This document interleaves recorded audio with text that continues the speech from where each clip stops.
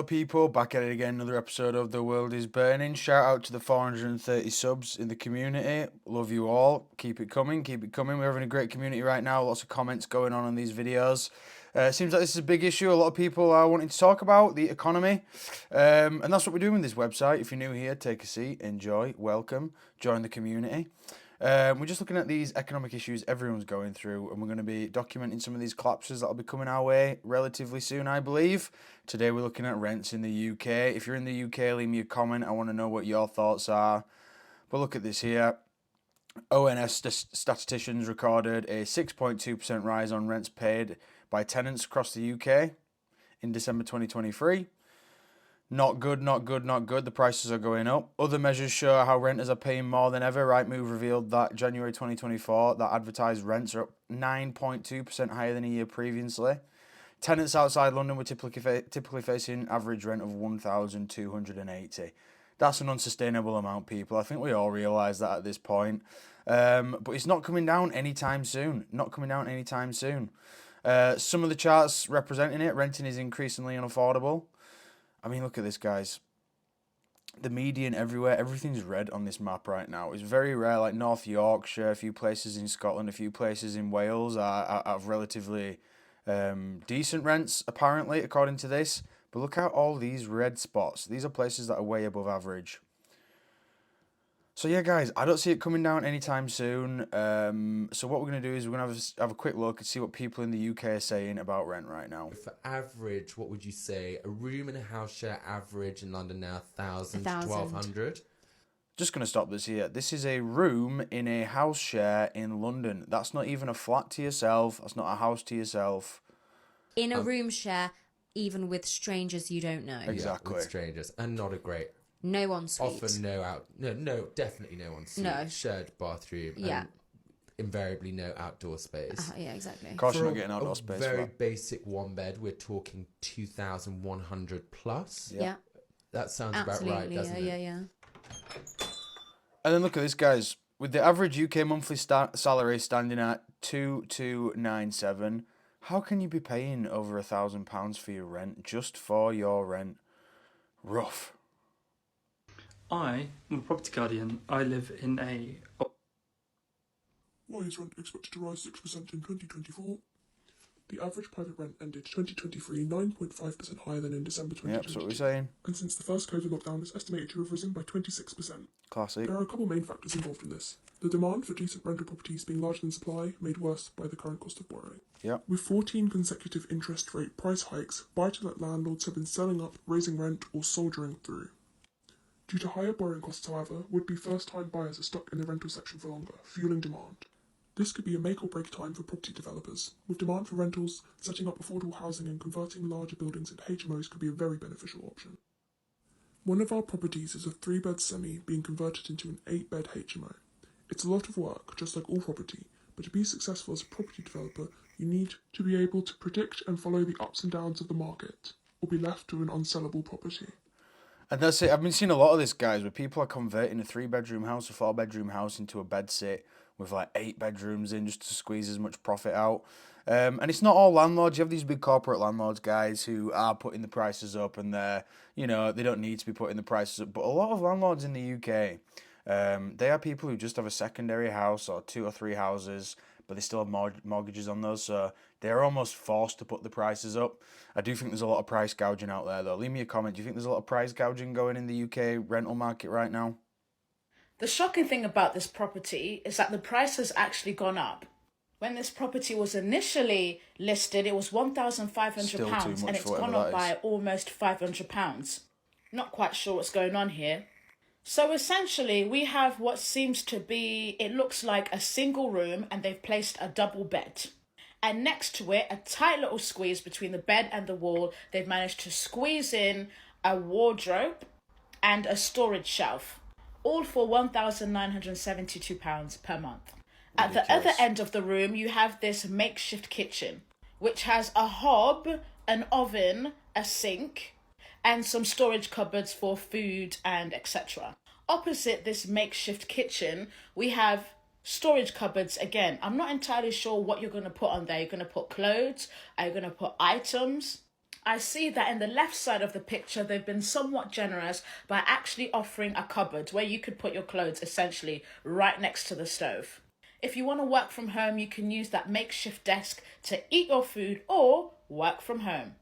I'm not going to lie, at least the bathroom is semi-decent and the bathroom has its own space. The bathroom looks refurbished, but I'm not quite understanding what's going on with the rest of the room. The bed is literally next to the storage unit. There's no space to get in and out of your bed. The kitchenette has this makeshift desk which you can use for eating or working from home. And opposite it, you have a storage unit. And next to it, you have a cupboard. Your clothes are going to stink should you cook anything smelly. Never mind the bed. Would you pay £1,972 per calendar month for that, guys? Leave me a comment. Would you pay $1,500, the original price? I mean, look at this one, zucchini here. No one's buying this premium property. All right, let's raise the price. That should do it. Yeah, sums it up in perfectly. Renting in London is an extreme sport. Let's go. Let's review this property right here. It's described as a studio flat. On the right side, we have a single bed, which is placed next to a fridge. And on the opposite side of the room, we have an oven or a stove and a washing machine. Brilliant. So whilst you're cooking in this bedroom, your clothes are going to smell like rice and stew. I also wonder if the wardrobe that's next to it, not the brown one here in the right corner, but in the top left corner, is that another wardrobe or does that contain the boiler? I have no idea. And again, if we zoom in further, you can work from home or you can decide to eat at this desk that's situated there. It looks as though they found scrap material for a table and put it in the bedroom. I'm still curious as to whether that's a wardrobe or if it's where the boiler is stored. Who knows? So, this place has been described as fully furnished, newly painted, fully fitted kitchen, excellent cooker. I just lied to you. It also has an ensuite shower room. They didn't take many pictures of the ensuite shower room, but I'm hoping it's in a different room and there's a separate door for it because some of these apartments are full of surprises. Peaceful, quiet, and tranquil residence. Excellent value for money. Tranquil residence. For £849 per month, this could be your home. And what's crazy is that's actually not a bad price for London at all. But look at this martini here. Fridge as your bedside table. You got to love that. If you get an IVA, individual voluntary arrangement, and you're already renting a property, you might need to check your contract. Realistically, unless there's an insolvency clause in your current tenancy agreement, then you should be fine. Just go over it with a fine-tooth comb. It's worth noting that your landlord won't be told about your IVA. The difficult part is when you want to move into a new rental. You're probably aware, but most letting agents and landlords use credit checks. Your credit rating will suffer when you take out an IVA, but there are ways around it. If you move in with someone, then that might be easier. And if that isn't an option, then you could find a guarantor. That means that they would pay you rent if you found that you couldn't 1 month, and sometimes having that extra security will allow you to get the property. Yeah, I mean, I know people need guarantors these days, but I wholeheartedly will never be a guarantor for anybody. Oh, we'll watch another one of this lady. I like this lady. For £975 per month, you can get this fantastic room, which has a single bed next to a makeshift oven, a hob, a fridge, and a sink. Let's explore this room in greater detail. So let's explore this makeshift kitchen. So you have a microwave oven, on top of which you have a hob, which is fantastic if you want to fry food or cook anything on the stove. Next to that, you have a fridge or fridge freezer, somewhere to keep your food cold. As this is a house share, it's perfect because you can hide your... Gonna have to pause this here, and this comment is spot on. This should be £300. Honestly, something like this, up north, you're looking £300 absolute max. I mean, this is just a crazy price for what you get in here. I mean, this woman's a bit crazy here. Lucy Letby gets more space. For anyone out of the UK, Lucy Letby is that nurse who killed like 10 babies and is in prison right now. But yeah, this looks like a prison cell to me. To make sure nobody else in the house eats your food. Why? Because the fridge is right next to your bed. And of course, you need somewhere to wash these dishes, and it comes with a sink. Now, let's explore the bathroom. The bathroom comes with a shower, a toilet, and a sink. In the description, it's listed as furnished. It has water, central heating, wood floors, and the hot water is included within the price of the rent. For under £1,000 per month, this bedsit, this room in a house share could be yours to rent. For more videos like this, make sure to follow me on TikTok and comment down below. Yeah, give this girl a follow. She's always putting these videos up, guys. If you're interested in the UK pricing for rentals, she's fantastic. The current situation in the UK right now is making me understand this song.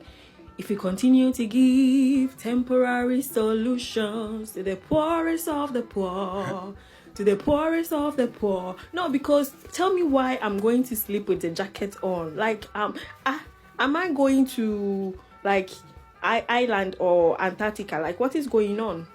And my landlord is so stingy. He doesn't want to turn the heating on. My housemates are complaining. Like, I live in a share house and we have been complaining, but it seems like they don't want to turn the heating on until it starts to snow or something. First, it's way. The most out of touch comments I heard when I was discussing people struggling with the cost of living crisis was, you know, young people should start growing their own fruit and veg in the garden. That would be a solution. I'm like, what garden? Yeah, What who's got a garden? Good point. We don't even have a balcony. Yeah. You know? Some people don't have a window in a basement flat. Yeah. You know? Like, what garden are we talking about here? There's a real kind of gulf in terms of what some people think the situation is like to what it actually is like. Yeah, that got me laughing there because, I mean, I know so many people who I'm friends with who don't have a garden. They have one of those shitty Juliet balconies that you can't put anything on. So where are you supposed to grow this food? I mean, yeah, it's a bit ridiculous out there. I mean, it's not just the struggle of getting onto the mortgage ladder. There's also real barriers to people getting onto the rental ladder. You know, if your credit rating isn't great. Yeah. If you don't have any references, you know? Yeah, also... If you don't have family that can be a guarantor. Yeah. So there are huge barriers to the rental market too. And I don't think people are talking about this.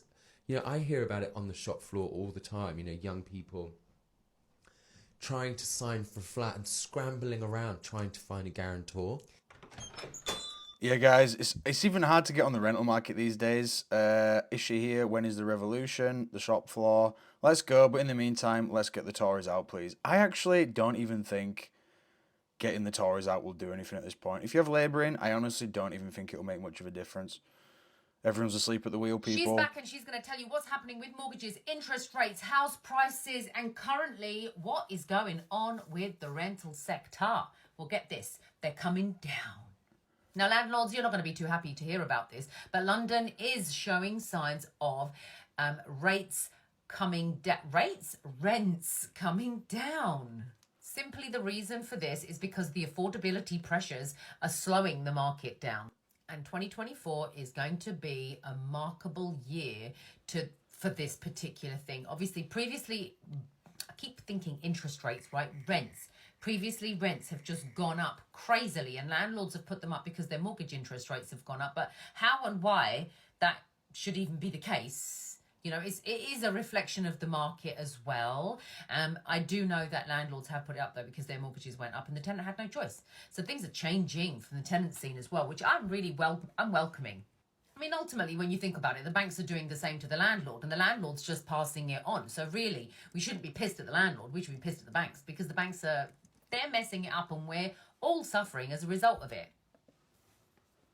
And so then this slowdown in demand has taken a reflection on what charged rents are being charged, and landlords are having to take that into consideration because no one's moving. The shift isn't happening. And so the predictions are that the supply and demand imbalance in rent and housing is going to go in 2024.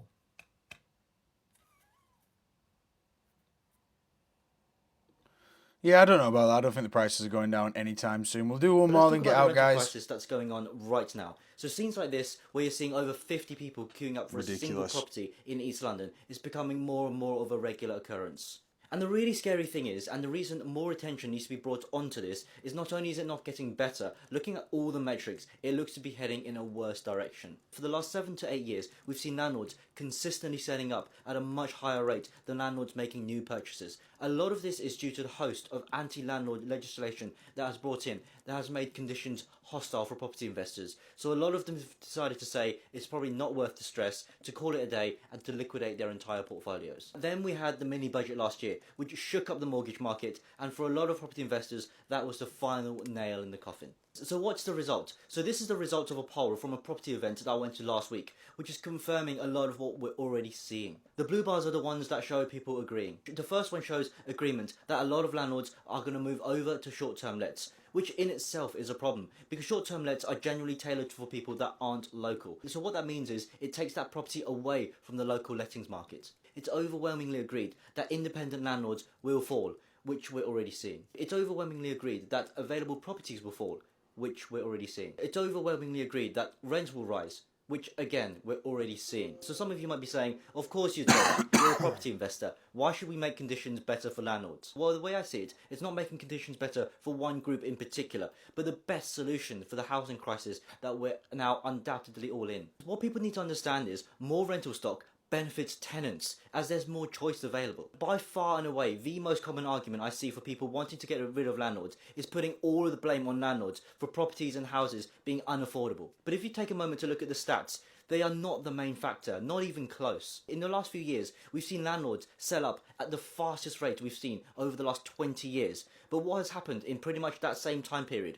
Property prices have also grown at pretty much the fastest pace we've seen in recent times. Forcing landlords out of the market will not solve this nation's property affordability issues. The issue is the supply-demand imbalance of rental properties is at crisis levels and is continuing to go up. What's worse is I don't see a solution to this issue on the horizon. We have social housing, which is completely inadequate, not to mention droves of tenants who bought their properties at a massive discount under the right to buy scheme and then sold off at a profit, tax-free, and then we're left worse off than where we started. Build to rent as an industry is growing, but nowhere near the volume we require. The home ownership affordability has really been hit since the mini budget last year for first-time buyers. You know, if the government have come out and said we're going to force private landlords out of the market, but what we do have is an alternative to supply to take up that demand, it probably wouldn't be good for me, but I would completely understand it. But that's not the case here. There is no plan in place. I'm having lettings agents call me literally every single day. They're desperate for stock, which has never happened before.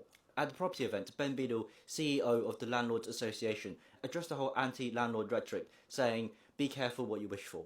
And it's pretty much what we're seeing. And it's not just within landlord groups. The issue has gotten so bad that the Bank of England themselves have addressed the issue in their Summary of Business Conditions report, citing, supply continue to contract as smaller buy-to-let landlords continue to exit the market, while demand for rental properties continue to rise, leading to double-digit rent inflation. So I think if the government doesn't step in soon, we could be seeing a housing crisis like we've never seen before. And that's the way I feel, guys. I think it's just going to get worse from here. No one seems to be doing anything.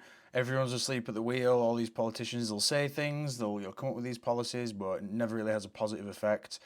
If you're in the UK and you're part of the community, please leave me a comment where you live in, how you're finding this rental crisis, what do you think?